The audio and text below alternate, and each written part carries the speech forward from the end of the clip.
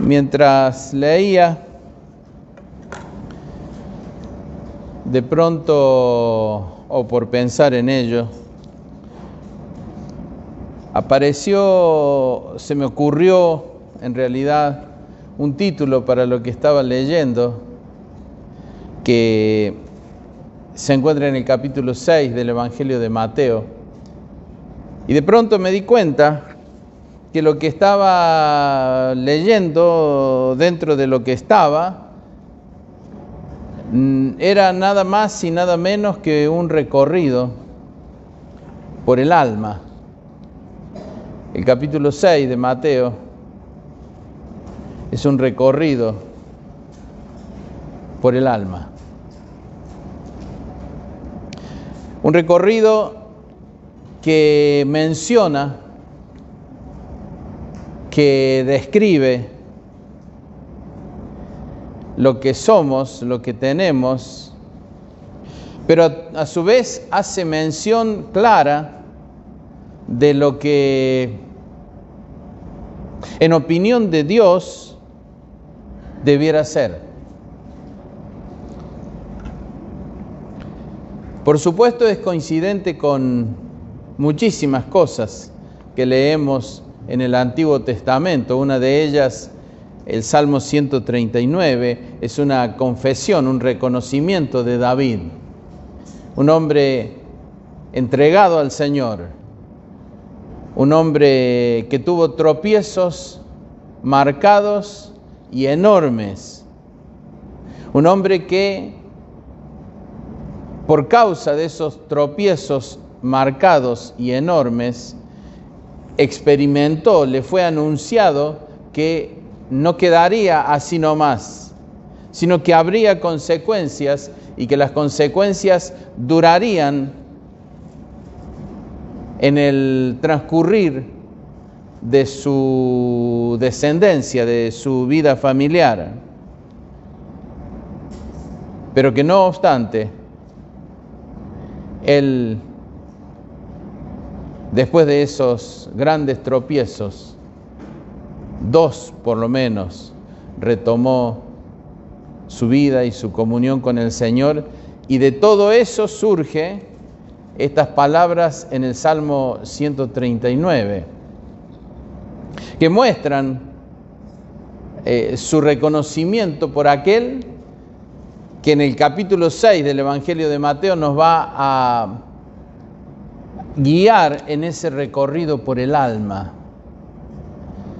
Creo que una de las grandes dificultades con las que podemos tropezar se encuentra en el hecho de, no sé si decir no conocernos, o si prefiero decir no querer conocernos.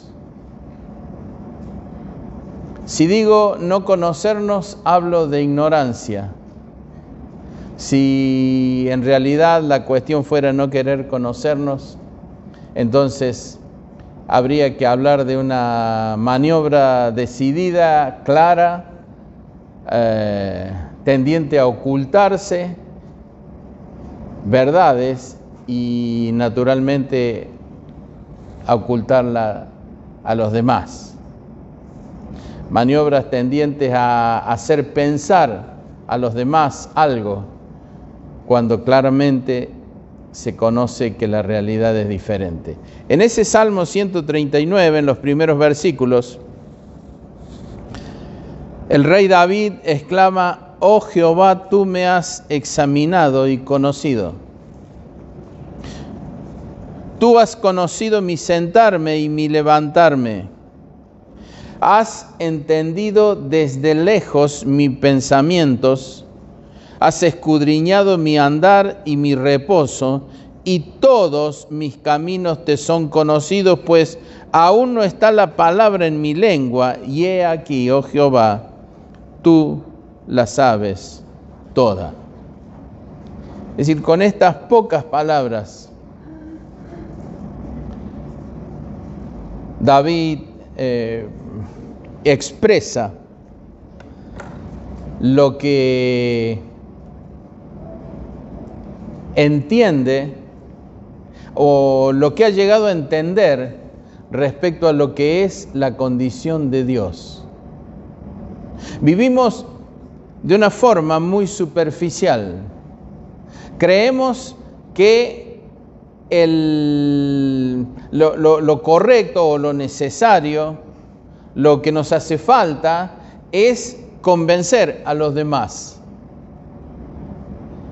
Así es como a veces no podemos ni ver al que tenemos enfrente, pero con una sonrisita, un mohín y un toquecito en el hombro, creemos que hemos solucionado el problema. Lo vivo cotidianamente. La cosa es un poquito más profunda. La cosa es bastante más profunda.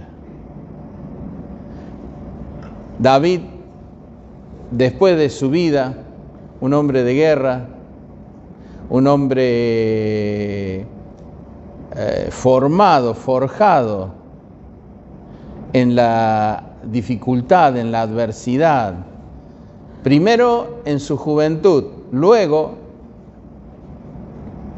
ya en su adultez temprana, al comprobar la aversión, la oposición de personas poderosas, la vida en el desierto y escondiéndose para proteger su vida, reuniéndose con gente que no era la más virtuosa, gente que había sufrido pérdidas, gente que estaba en tristeza y en amargura. Y después llega a ser el rey. Pero nadie llega a hacer nada si primeramente no fue forjado en el calor abrasador del horno y en el dolor afligente del martillo que a la forma original, a la forma conocida, a la forma habitual, mediante golpes, la modifica para llegar a ser lo que Dios quiere que seamos. Es por eso que cuando la cosa va fácil, cuando papá y mamá solo acarician, cuando papá y mamá solo acceden, entonces lejos de forjar, lo que están haciendo es enviciar. Lejos de formar un hombre o una mujer, lo que están haciendo es acompañar hasta una edad cronológicamente y socialmente aceptable como adulta a alguien que en verdad no va a servir para nada. David tuvo la otra escuela, la escuela de las necesidades, la escuela del esfuerzo, la escuela de dormir guareciéndose del frío de la noche o del calor del día, mientras guiaba, mientras conducía las ovejas, los rediles de su padre. Por eso cuando llega al conocimiento del Señor, puede decir: oh Jehová, tú me has examinado y conocido.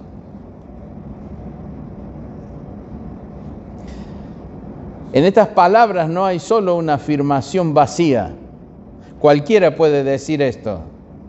Pero en estas palabras hay un respaldo de hechos en los que la voz de Dios a través de profetas, a través de gente que sirvió al Señor y que solo fue instrumento de Él, aún teniendo que pronunciarse de manera severa, Él percibió y aceptó que aquello que se le decía era verdad, porque en lo profundo de su corazón lo conocía. Esa es la diferencia entre un hombre como David y un hombre como Saúl. Saúl desobedece lo hace en forma reiterada al Señor, incumple los mandatos y cuando recibe la reprensión lo que dice es, pero si lo que yo hice es lo que Dios me mandó. Y Samuel dice, ¿y ese balido de oveja? Ah, no, el pueblo, los otros. Pueblo, lo trajo, eligió lo mejor. ¿Y quién es ese señor que tenés ahí vestido con eso? Ah, no, ese es el rey. Pero, ¿acaso no debías ejecutar al rey de Amalek? Sí, ¿y por qué está ahí? Excusas, disfraces, culpar a otros. Esa es la gran diferencia entre este David, con todos sus tropiezos y errores, y ese Saúl, que es desechado definitivamente. Y respecto a esto tenemos que tener mucho cuidado. Mucho cuidado. Tú has conocido, tú me has examinado, tú has entendido mis pensamientos, tú has escudriñado mi andar, todos mis caminos te son conocidos. Oh, si solo viviéramos con esta certeza cada mañana, si solamente pensáramos, todos mis caminos te son conocidos, cuántas dificultades, cuántos pecados, cuántas faltas, cuántos disfraces evitaríamos utilizar. ¿Cuántos? Porque reitero, vivimos tan superficialmente que pareciera que lo que tenemos que evitar es que los demás nos vean, que los demás nos descubran, que los demás adviertan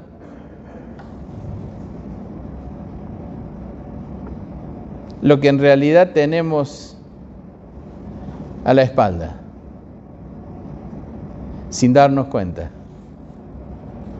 que hay uno que nos ha examinado, que nos conoce, que nos entiende o que entiende nuestros pensamientos, que escudriña, descubre nuestro andar y para quien todos nuestros caminos son conocidos. Tanto que cuando estamos a punto de hablar, y créame que hay gente que si fuera muda sería perfecta o estaría cerca de la perfección. Aún no está la palabra en mi lengua. Tanto conoces mis caminos que aún no está la palabra en mi lengua, aún no bajó de mi pensamiento a mis labios.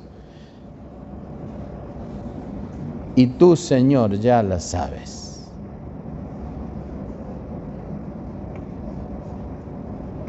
Cuando un hombre o una mujer llega a este punto de confesión, no de los propios pecados, sino de la condición, de la cualidad del Señor, entonces recién estamos pudiendo hablar de alguien que está comenzando a subir escalones. Poner una tarjetita en Facebook diciendo en español o en italiano o en francés alguna cosa linda, créame que no es gran cosa. Si la hace no está mal, pero créame que no pesa. Esto pesa. Tú me has conocido. Tú escudriñas mis caminos. Tú sabes quién soy, es lo que está diciendo. Y cuando somos capaces de semejante confesión y reconocimiento, entonces los demás dejan de tener culpas. Los demás dejan de tener responsabilidades en lo que hacemos. Somos una generación, leí hace mucho tiempo, me lo envió un pastor, El título del escrito era Soldados de chocolate. Entonces usted veía soldados firmemente tomados de su armamento, su fusil, su lanzagranada, pero eran de chocolate. Entonces, cuando la temperatura comenzaba a calentarse un poquito, el soldado se deformaba, se derretía y desaparecía. Una generación de soldados de chocolate, que a la verdad le escapan, a la presión le escapan, a la atracción del mundo se aferran como parte del mundo. Conociendo David a este Dios que es el verdadero Dios, el Dios que es capaz de conocer la verdadera motivación que mueve nuestras vidas en cada momento, en cada ocasión.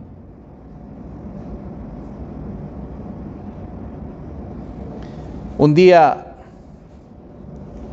cuando llega el cumplimiento del tiempo, nace de mujer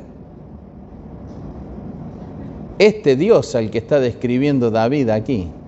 Nace de mujer, nace bajo la ley y nace con el propósito de redimir a los que estábamos bajo la maldición de la ley. No porque la ley fuese mala, sino porque la ley afirmaba que todo el que hiciere lo que ella decía viviría por ellas. Y resulta que Dios descubre y hace conocer que no hay quien haga lo bueno, no hay justo ni aun uno. Por lo tanto, todos estábamos bajo la maldición de la ley. Este de quien habla David aquí,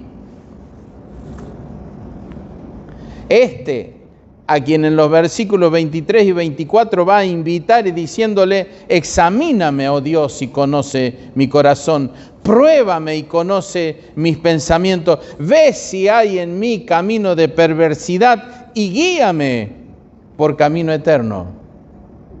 Y que lo puede decir porque sabe que si en ese caminar Dios y en esta proposición que hace, Dios encuentra algo que no debe ser, lo va a podar. Y a veces lo que Dios poda es muy querido a nuestra naturaleza humana. Por eso no tanta gente dice estas palabras. Porque a lo mejor lo que más quiere, Dios lo poda y desaparece. Por eso, cuando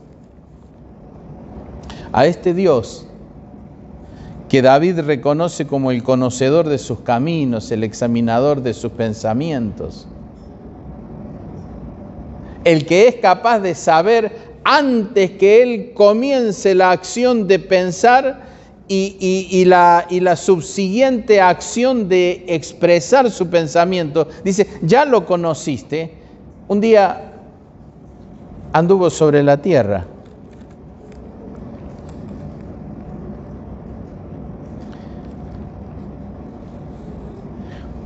Y aunque lo que vamos a compartir recién va a terminar el domingo que viene, la primera parte de este recorrido por el alma que el Señor hace o hizo y compartió con sus discípulos, y con el paso del tiempo comparte con nosotros. Un recorrido por el alma que comienza por lo que podríamos considerar la parte moral, la parte religiosa o la parte piadosa del alma. Y son los versículos que van desde el número 1 del capítulo 6 de Mateo hasta el número 18. Un recorrido en el que no deja sector de esa parte del alma que dedicamos al interés por el prójimo, a la búsqueda de mostrar lo que los demás ven. Y comienza fuerte este capítulo 6. Por supuesto, viene desde antes, pero quise tomar acá, o desde acá. Capítulo 6 de Mateo, versículo 1. Guardaos de hacer vuestra justicia delante de los hombres para ser vistos de ellos. De otra manera no tendréis recompensa de vuestro Padre que esté en los cielos. Es decir, en ese comienzo del recorrido por el alma, lo que muestra es que hay un interior al que llama vuestra justicia, es decir, donde está guardada la capacidad de expresar en palabras, en afirmaciones, en comprensión, pero de manera invisible, lo que luego se hará visible. Guardaos de hacer vuestra justicia, lo que está guardado, delante de los hombres para ser vistos de ellos. Qué lindo. Mucha gente predica, mucha gente enseña, mucha gente toca instrumentos, mucha gente canta.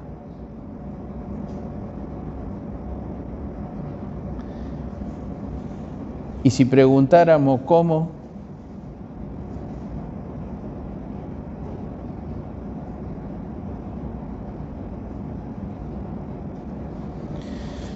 el Señor no hace ninguna acusación acá. Dice, fíjense bien, eviten, tengan mucho cuidado en hacer la justicia de ustedes delante de los demás con el propósito de que ellos los vean, los hombres los vean.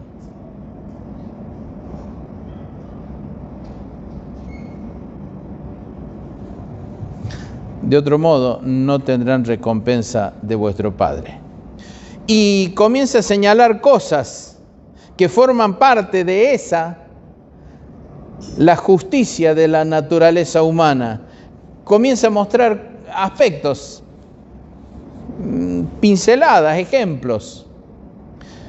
Cuando pues des limosna, no hagas tocar trompeta, es decir, no hagas que se vea. La justicia tuya en el hecho de dar limosna, de ayudar a alguien, no hagas que se vea. Es decir, no te hagas notar, no te hagas ver.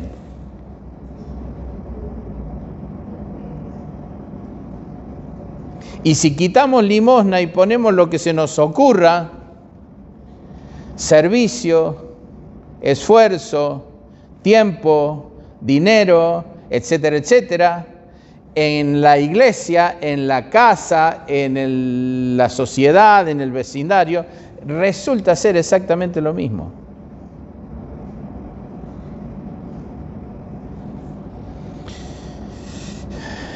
Cuando des limosna, cuando expreses tu justicia,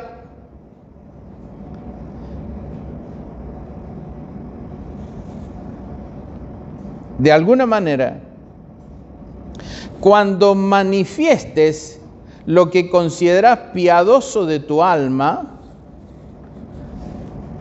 que ni siquiera la mano izquierda tuya sepa lo que la mano derecha está haciendo. Es decir, en ese momento transformate en un anónimo. Porque a ese anónimo,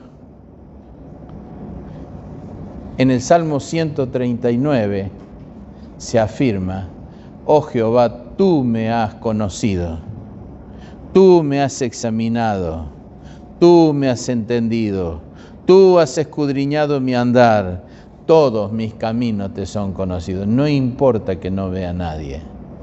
No solo no importa, nadie tiene que verlo. Y si eventualmente es imposible que no se vea, deberemos nosotros mismos haber decidido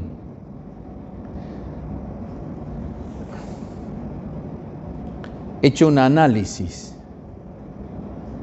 para descartar cualquier propósito subalterno, cualquier propósito egoísta en eso que estamos haciendo. Porque hay veces que es imposible que no nos vean. Si alguien viene y acomoda esta cortina que hay a los costados, es imposible que alguien no lo vea.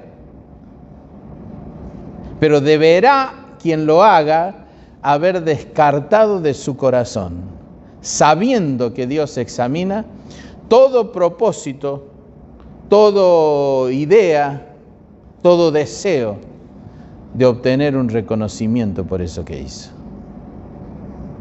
De esa manera las manos del Padre, las manos de Dios quedarán desatadas a la hora de la recompensa, porque recompensa va a haber sobre todo, lo correcto y lo incorrecto.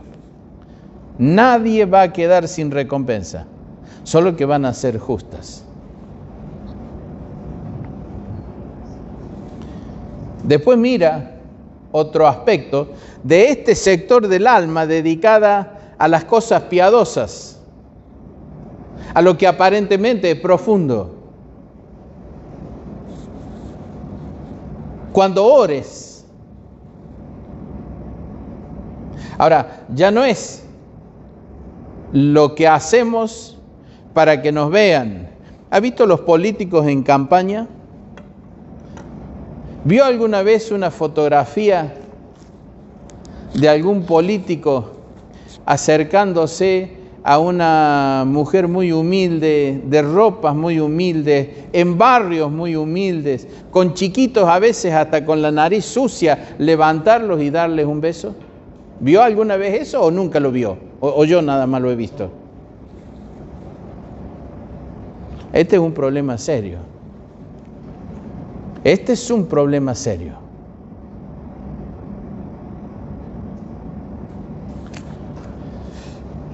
Pero después de hablar de lo que a veces hacemos para la tribuna, a veces tratando de ganar adeptos a nuestra causa, esto es una cosa muy común. Creen que la justicia propia es justicia. Y entonces tratan de sumar adhesiones. Pero luego el Señor ya se refiere a un segundo compartimento de ese sector del alma. Este capítulo 6, reitero, es un recorrido por el alma. Lo que el alma tiene. Y cuando lea, si lo hace, hasta el final se va a dar cuenta hasta dónde llega.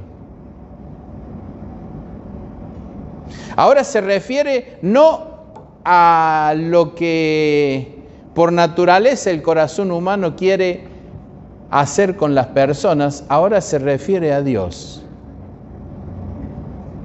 Porque a veces no solo el ser humano y aún evangélico, porque hay diferencia entre evangélico y cristiano. Evangélico es el que le hace una crucecita al formulario donde dice cuál es su confesión religiosa, pero vive como se le ocurre. Noches, mujeres, diversiones, manera de pensar. Da igual, si total. Ese todavía no llegó a la conclusión de David en el Salmo 139. Oh Dios, tú has conocido mis caminos. Tú me has examinado, tú escudriñas. Todavía no llegó. Cree que es lo mismo. El domingo, un paseíto, nos ven todos a casa y a hacer y vivir como queremos. Luego de eso, de esa demostración ante los ojos de los hombres, ese desfile de modelo ante los ojos de los hombres, ahora el Señor mira otro aspecto.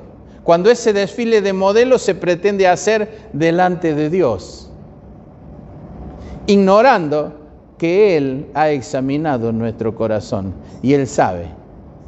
Y antes que la palabra salga de nuestros labios y antes que la palabra llegue a nuestro entendimiento, a nuestra mente, Él ya la conoce. Entonces dice, cuando ores, no seas como los hipócritas, que ellos aman el orar en pie en las sinagogas. Esto es parte de la justicia propia. Fíjese que está hablando de un hecho que tiene relación o que busca la comunión de Dios, del hombre con Dios, del que ora con Dios, y sin embargo se hace para la exposición pública como lo primero, cuando des limosna. Porque también lo hacen para ser visto de los hombres. Esto comienza a ser peligroso. Predico, me esfuerzo, enseño, toco un instrumento, canto, para ser visto de los hombres. Porque para agradar a Dios tiene un costo mucho más alto. Para agradar a Dios, para que sirva en verdad. Tiene que ser bajo la convicción de quien reconoció que Dios examina, escudriña, entiende caminos, propósitos y pensamientos humanos.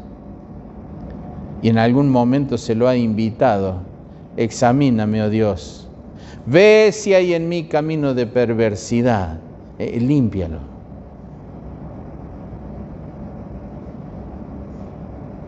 Por eso es que ser cristiano es mucho más que ser evangélico.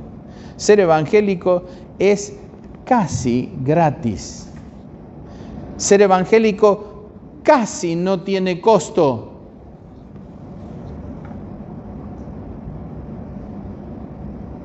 De la última encuesta que hizo el CONICET en 2018, creo, podría ser 19, surge que casi el 15% de la población argentina se reconoce evangélico.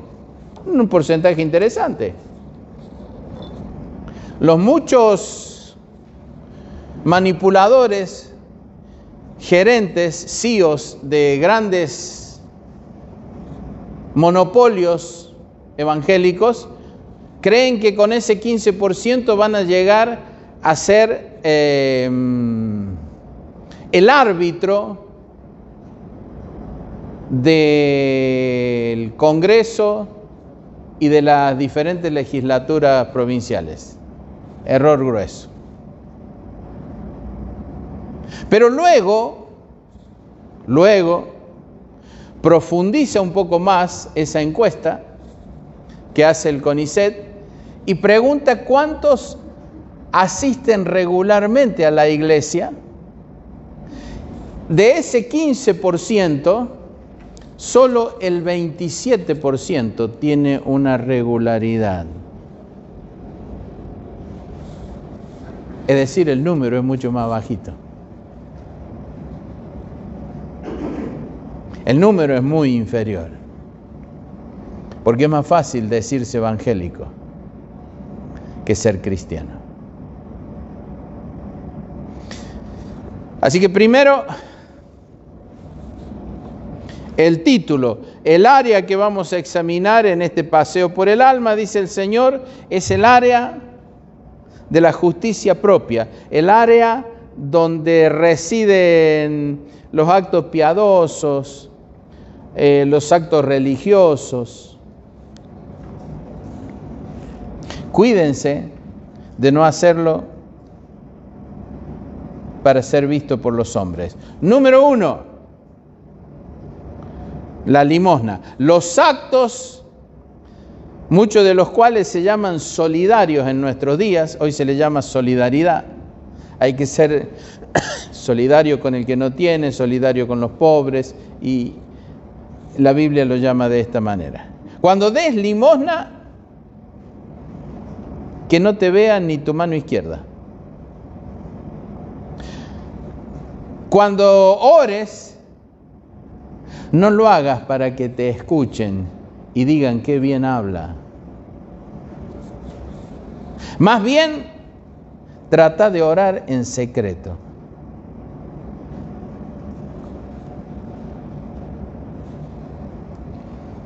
No para la tribuna popular, para tu Padre que ve en secreto. Ese que conoce nuestros caminos, que entiende nuestros pensamientos, que escudriña hasta lo más profundo nuestros propósitos, aún antes que se hayan hecho visibles.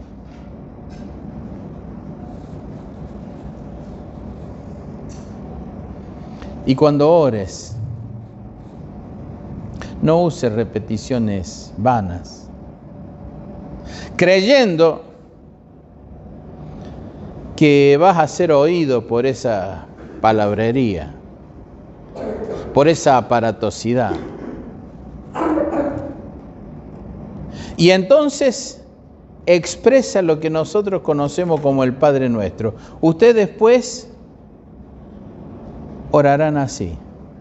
Y pone, registra, transmite el modelo, que pone a Dios en primer lugar, que pone el propósito de Dios en segundo lugar y que luego pone las necesidades básicas en tercer lugar.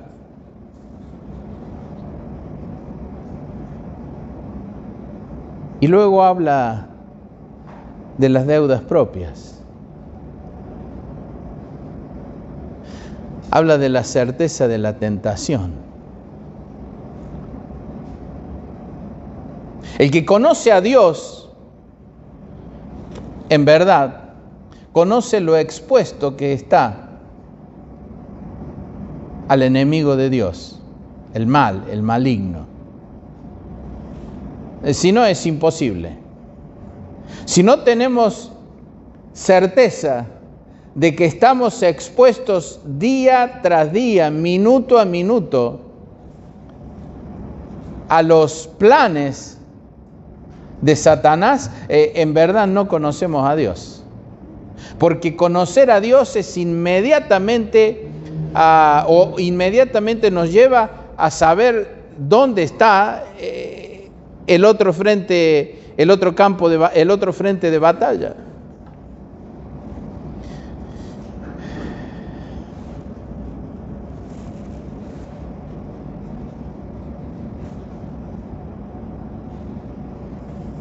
Después habla del perdón. Y últimamente he escuchado muchas cosas respecto al perdón. El perdón no es absolución, el perdón es liberación.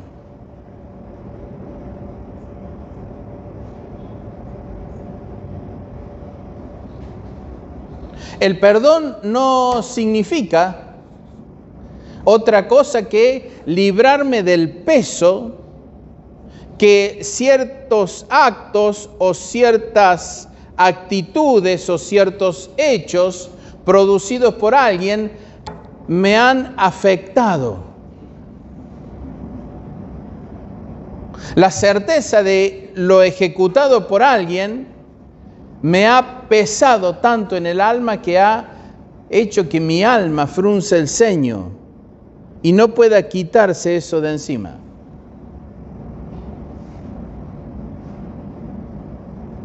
El perdón significa, o el perdón es esa gran tijera que corta la cadena que me ata con el ofensor, pero de ninguna manera libra al ofensor de la responsabilidad por lo que haya producido o por lo que haya ejecutado.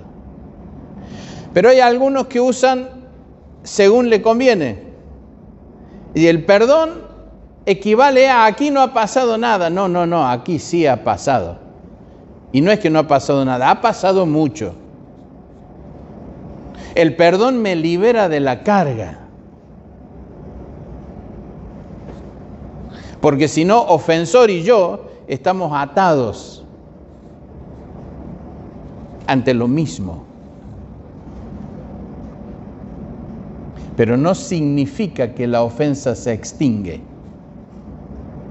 Así que cuando por ahí esta manía de mandar mensajes subliminales a través de Facebook y todas esas cosas,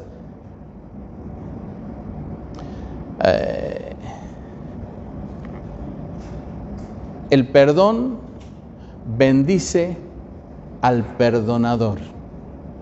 Perdona nuestras ofensas como nosotros perdonamos a nuestros deudores. Así que el perdón bendice al perdonador, pero no exime de culpa al ofensor. ¿Qué es lo que solucionaría el problema del ofensor? El arrepentimiento. Pero si el tipo no se arrepiente, entonces sigue tan sucio como estaba.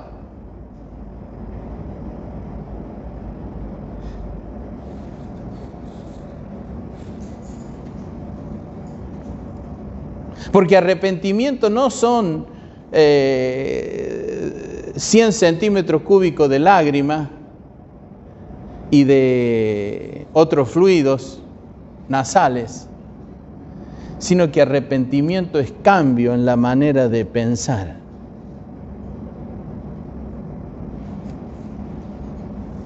Arrepentimiento no es que el culpable diga perdónenme, pero aprendió a tener más habilidad para esconder lo que antes hacía y lo descubrieron. Arrepentimiento es cambiar de tal modo, renunciar de tal modo a esa manera de pensar que lo llevó a actuar de una manera mala y equivocada, mediante la cual ofendió a Dios. Ofendió al Espíritu de Dios si es que lo tenía. Y ofendió a quien sea alrededor.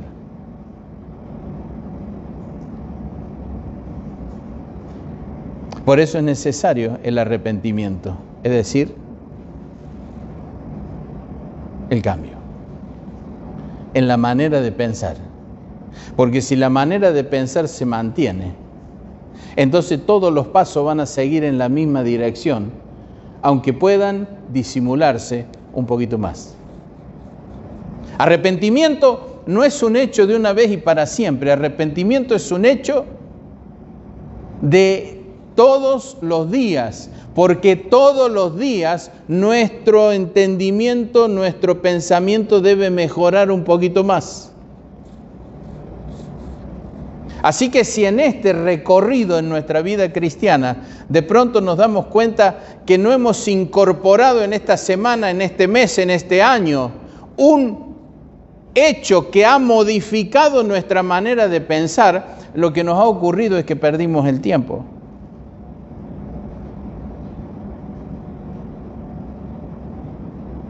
No es ya me arrepentí, no es un hito el arrepentimiento, es un hecho cotidiano que tiene que ver con nuestra manera de pensar, porque arrepentimiento es esto.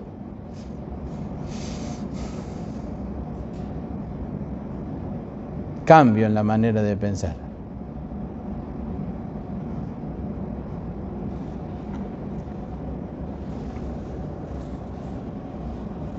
Luego toca otra parte. Cuando ayunéis, versículo 16, no seáis austeros como los hipócritas. La palabra hipócrita toma una figura en griego del teatro griego, en el que se usaban máscaras. Entonces una máscara, así como los dibujitos estos que aparecen ahora, una máscara con una labios hacia abajo en el dibujo era tristeza y llanto, y una en sentido contrario era alegría. Entonces, la palabra hipócrita toma referencia a lo que sucedía en el teatro. Imitaciones. No era originalmente una palabra mala, pero después termina adquiriendo esta connotación negativa.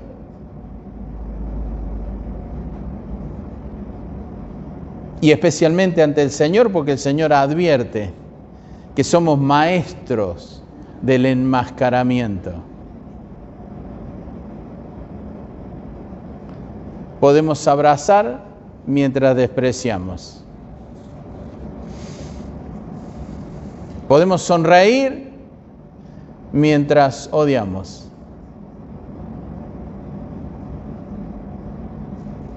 Podemos demudar el rostro cuando ayunamos, para que todo el mundo sepa.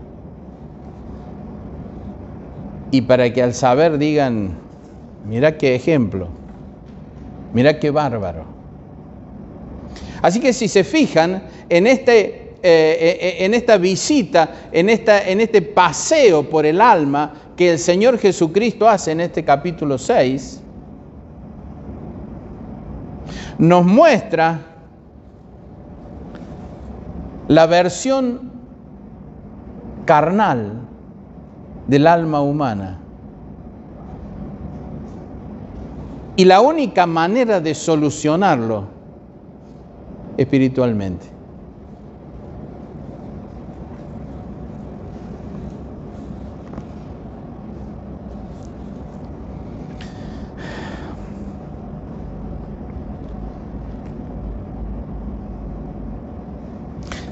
La segunda parte de este recorrido por el alma vamos a tocarla la semana que viene. Ahí vamos a ver lo que el Señor habla de los tesoros. Y vamos a ver lo que significa esto. Vamos a ver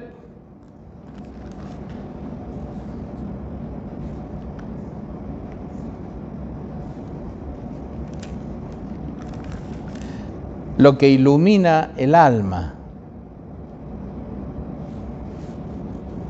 los ojos. Vamos a ver hasta dónde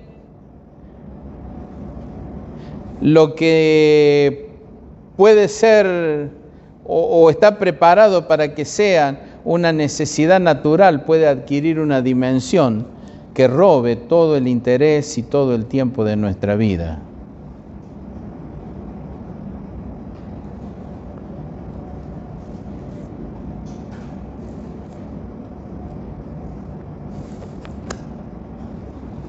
Oh Jehová, tú me has conocido.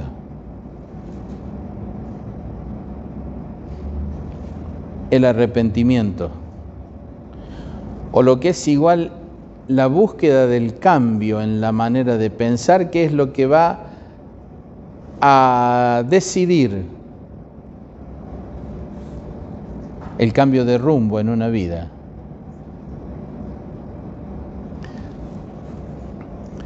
Pedir perdón es fácil.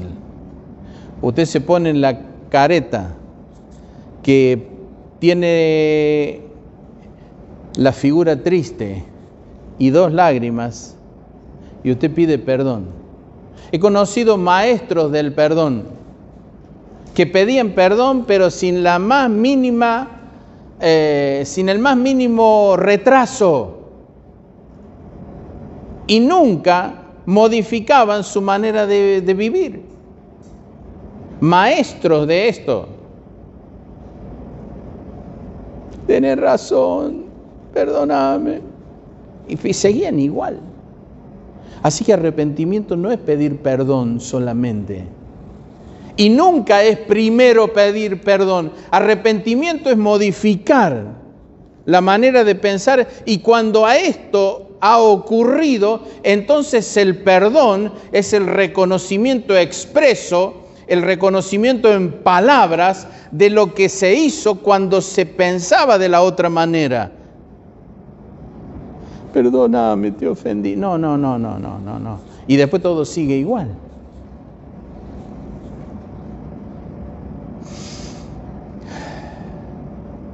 Tú has conocido, Señor, tú me has examinado. Conoces el porqué de mis movimientos, has conocido mi sentarme y mi levantarme. Has entendido mis pensamientos. Oiga, podemos llegar a engañar a quien sea, a la esposa, al esposo, a los padres, a los pastores.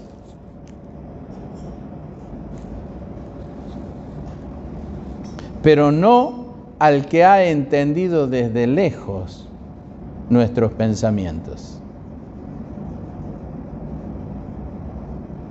Y esto indica la gravedad del riesgo de esta situación. Porque lo limitamos al hecho del prójimo.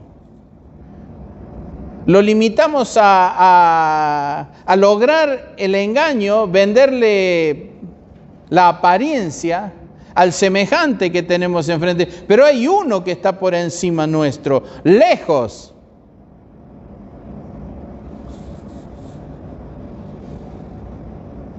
Has escudriñado mi andar y mi reposo. Lo que hago. Y todos mis caminos te son conocidos. Todos mis caminos te son conocidos. Y ese Dios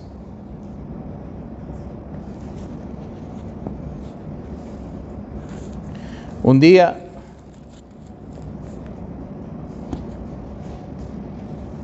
se manifestó en carne. El misterio de la piedad, Dios fue manifestado en carne. Y nos toma de la mano y nos lleva a hacer un recorrido por el alma.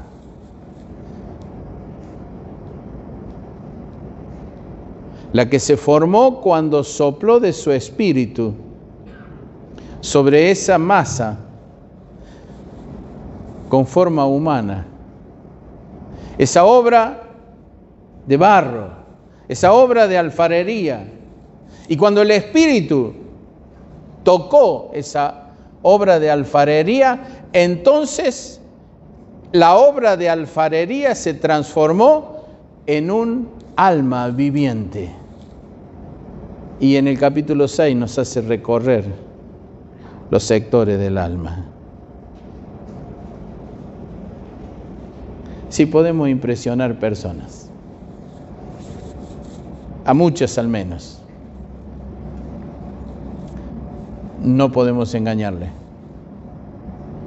No podemos ocultarle. Nuestros pensamientos son conocidos.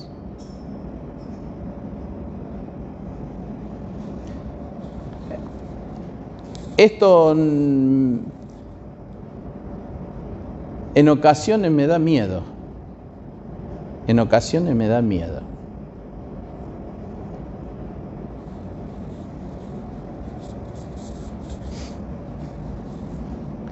Y entonces aparece lo que en verdad significa el arrepentimiento. Una permanente revisión, un permanente reconocimiento y una permanente entrega de todo esto.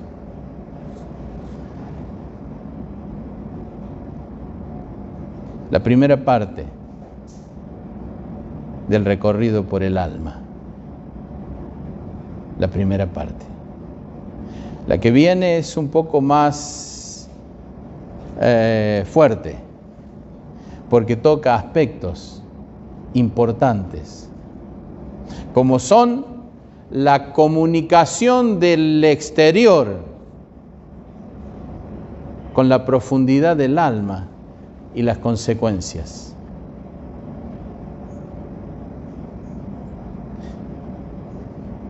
Y son feas,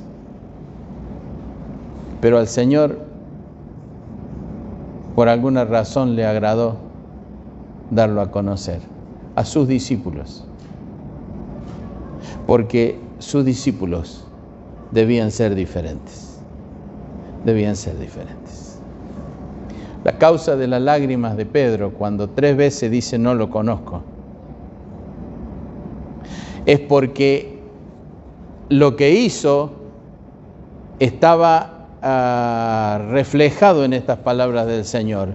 Dijo no lo conozco para quedar bien con ese grupo de hombres que alrededor del fuego se calentaban aquella fría noche en la que el Señor era golpeado, humillado, escupido.